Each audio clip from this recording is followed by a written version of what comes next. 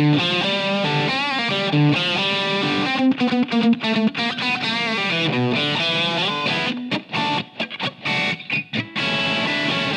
guys, welcome back to the channel.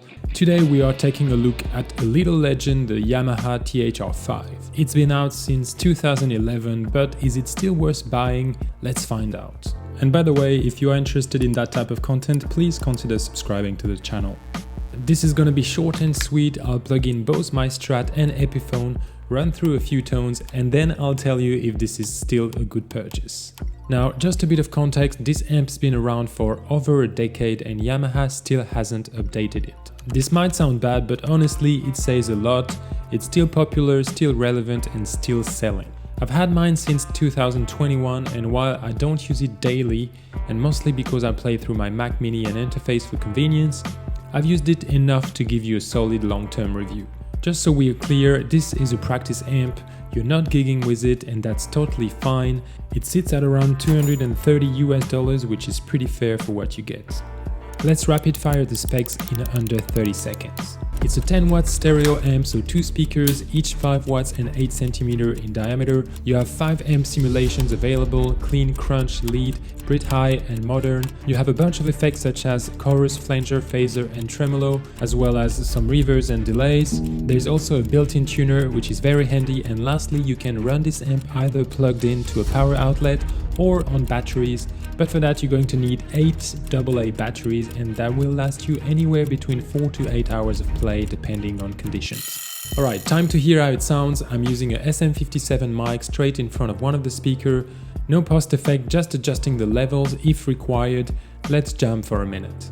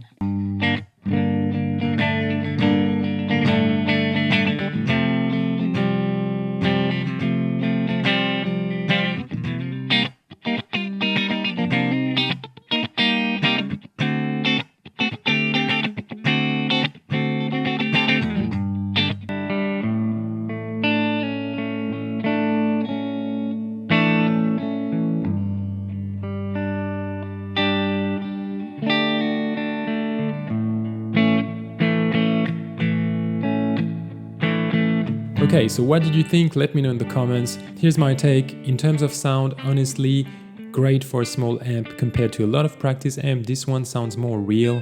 It's missing a bit of low end obviously, but that's expected with small speakers. Another thing I love about this amp is the look, that retro design, that metal-like body and those glowing orange LEDs. It really looks good on a desk or a shelf. And the last thing that makes this amp great is the portability.